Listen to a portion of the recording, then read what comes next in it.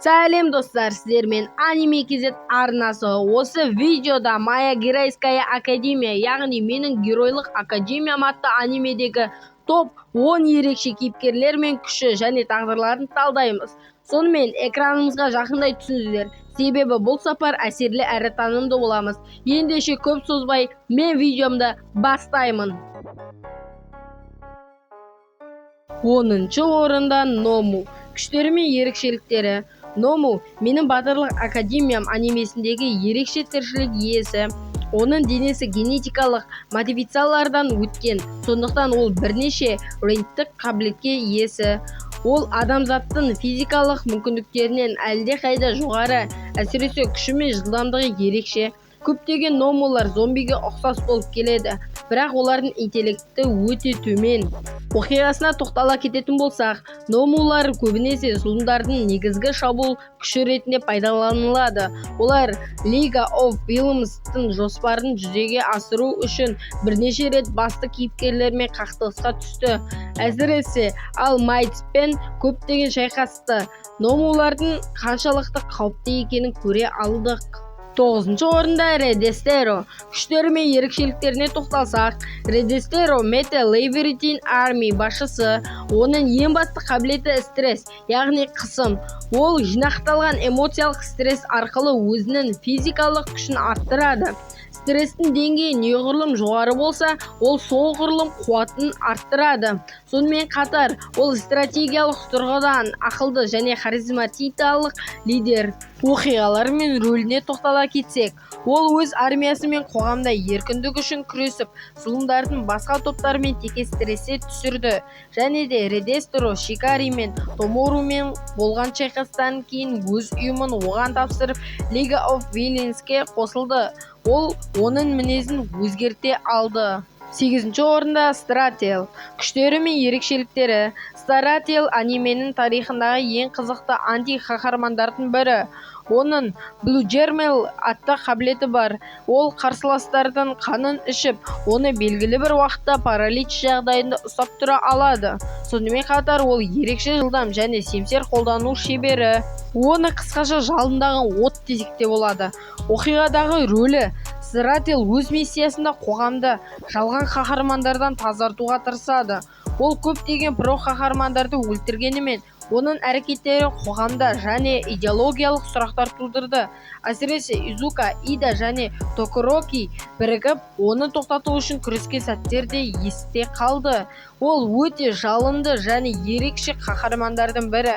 Бұл көптеген орындарға лайық болатын, бірақ оның ерекше әдіс-тәсілдерінің дұрыс меңгермеуіне байланысты, ол біздің топтың 8-ші орнына жайғаса алды. 7-ші орынға да келіп жеттік. Midoriya Izuku. Күштері мен ерекшеліктері. Midoriya анименің басты кейіпкері және болашаққа үміт беретін қаһарман. Оның ең басты қабілеті One for All. Бұл қуатты біреуден екіншісіне беруге болатын ерекше күш. Осы қабілеттің арқасында ол адамдыға деген тыс күшке ие болады. Оның оқиғадағы рөлі: Midoriya бастапқыда қарапайым бала ретінде көрінеді, бірақ All Might оған өзінің күшін бергеннен кейін ол нағыз қаһарман болуға жол ашады. Оның табандылығы, достарына деген қамқорлығы және әділеттілігі сенімімен анименің көрермендерін үнемі шабыттандырып отырады.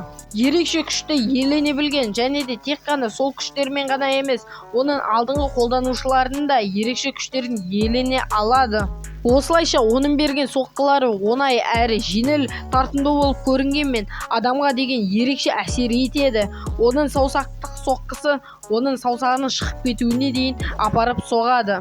Яғни айтқанда, ол бұл күштердің барлығын пайдаланғаннан кейін ұзақ демалысқа жату керек. Өйткені қарапайымның адамның күші бұл күштерді көтере алмайды. 6-шы орында Hood. Күштері мен ерекшеліктері. Hood жоғары деңгейлі Ному. Оның бірнеше реттік қабілеттері бар. Үлкен жылдамдық, денесін қалпына келтіру және күшті шабуылдар жасау мүмкіндігі. Ол интеллект жағынан басқа номуларға қарағанда анағұрлым дамыған. Оқиғадағы рөлі: Hood анимедегі бірнеше реттік қаһармандарға қарсы шыққан, әсіресе Endeavor және Hawkspен болашақта шайқасқан. Оның күші мен қатыгездігі анық көрінеді.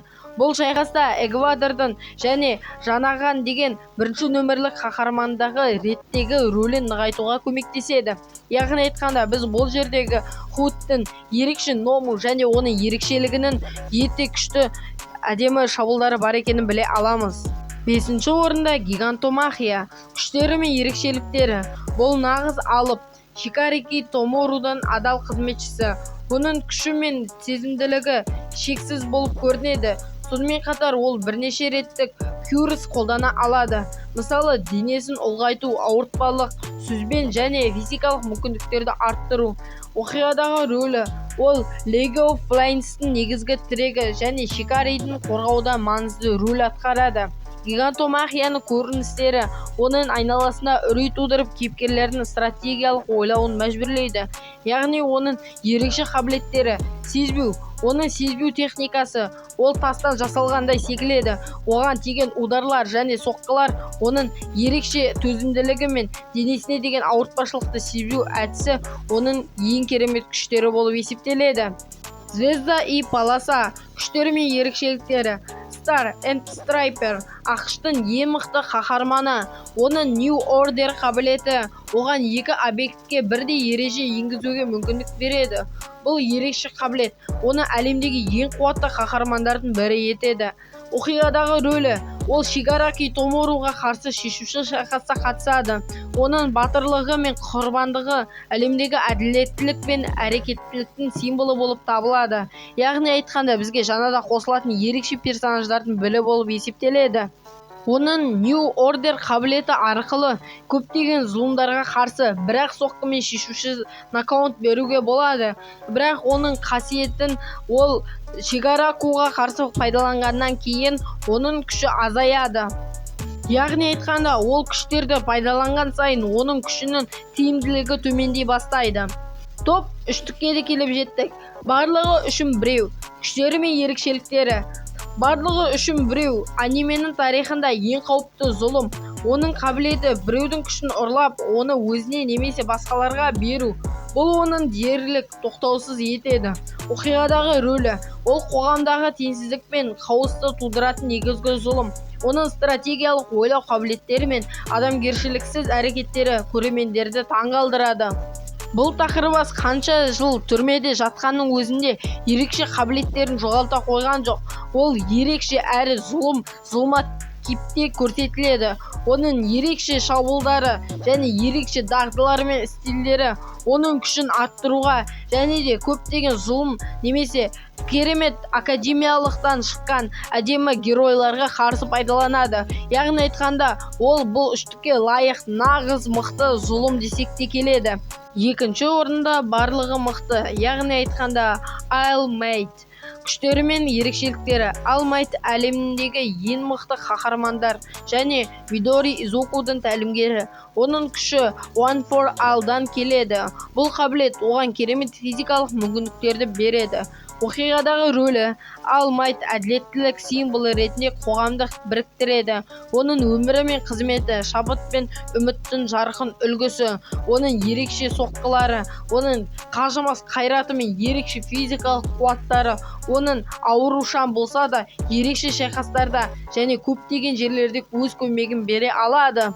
Тіпті оның ауру екенін білмей тұрып, ешқандай зұлым оған қарсы бетпе-бет шықпау үшін ешқандай бұзақылық жасамайтын еді. Тіпті оның ерекше күштерінің өзі аурушаң болғанның өзінде кез келген зұлымның артын айырып жіберуге жететін. 1-ші орынға да келіп жеттік. Шигараки Томура. Күштері мен ерекшеліктері: Томура Legend of Villains жетекшісі және All for One-ның мұрагері. Оның десек қабілеті кез келген нәрсені түртіп, оны жоюға мүмкіндік береді.